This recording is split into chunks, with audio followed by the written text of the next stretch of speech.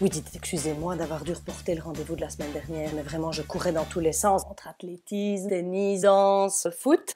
Ce qui est génial, c'est que c'est vraiment épanouissant pour eux. Pour eux. Oui, voilà, c'est ça. Parce que nous, si on pouvait nous défrayer tous les kilomètres qu'on fait en déplacement pour les conduire partout, là, je prendrais ma voiture sans souci.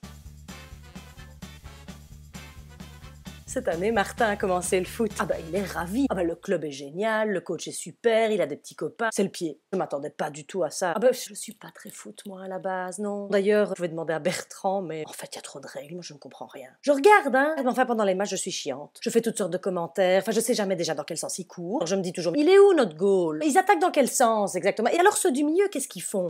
Ça ne me parle pas. Ah bah donc je suis très surprise de la découverte avec Martin. Le seul inconvénient, c'est qu'il ne parle plus que de ça. C'est pire que la phase Pokémon.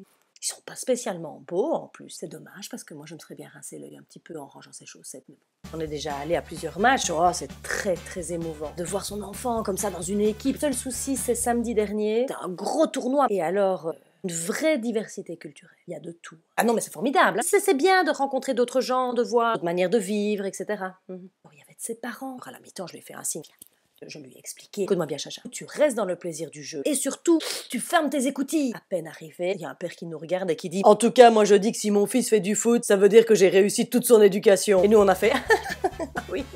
Il y a des familles qui arrivent comme ça, comme des espèces d'équipes. La mère qui porte toutes les gourdes, la sœur qui porte les sacs, parce qu'ils ont plusieurs sacs. Je ne sais pas combien de maillots ils ont, mais enfin c'est un peu comme au tennis, vous savez, quand ils arrivent sur les cours. Ils ont 42 raquettes, mais enfin on se dit toujours, ils vont pas en user 42. Mais enfin bon, le père suit derrière. On voit sur son visage qu'il est persuadé que son gamin est le futur messie. Je le lui souhaite, mais bon, prendre un petit peu de recul quand même. Jusqu'à maintenant, on était assez fiers de nous parce qu'on est très zen sur le bord du terrain. Enfin zen, on est zen extérieurement, mais à l'intérieur, si je pouvais, je crois que je crierais tout le temps. Vas-y mon cœur! Vas-y maman t'aime! Oui! En plus, on peut manger des crasses, moi j'adore. Je ne bois pas de bière. Mais alors, qu'est-ce que je m'enfile des pinceaux aussi? Putain,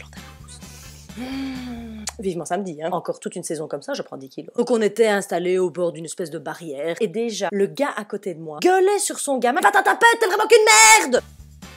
Et son fils, un très bon joueur, mais un petit roquet. 2 secondes après, il essaye de faucher le ballon. Et là, le père, ne t'en tracasse pas, c'est qu'un noir! Et moi, je regarde Bertrand. Là, j'étais déjà à 2 doigts de monter sur mes grands chevaux. Il s'agrippe à la rambarde comme un espèce de sagouin. Au moment, attention, au moment où Martin a la balle, est-ce qu'il ne se met pas à gueuler à son gamin? Vas-y, chope-le! Démolis-lui le tibia! Oui, mais enfin! Je regarde, je dis, mais enfin, vous croyez où? Dans les bas-fonds de Mexico, dans un hangar pourri, en train de regarder un combat de coq ou quoi? Et alors là, et j'aurais pas dû. Le gars s'est mis gueuler dessus, comme ça là, dans ma bouche. Bertrand, qui est super gentil, qui veut me défendre, me pousse comme ça. D'un coup, et il s'approche du gars, il commence à s'engueuler comme des veaux. Et là, mais moi j'ai presque peur. J'entends Bertrand qui dit, mais enfin, soyez fair-play, monsieur, soyez fair-play. Et là, le gars qui dit, oui, mais ton fair-play, tu peux te le mettre dans le cul. Et là, Bertrand commence à s'exciter de plus en plus. Et quand Bertrand s'excite, ça fait peur. Bertrand s'est pris un verre de bière dans la gueule.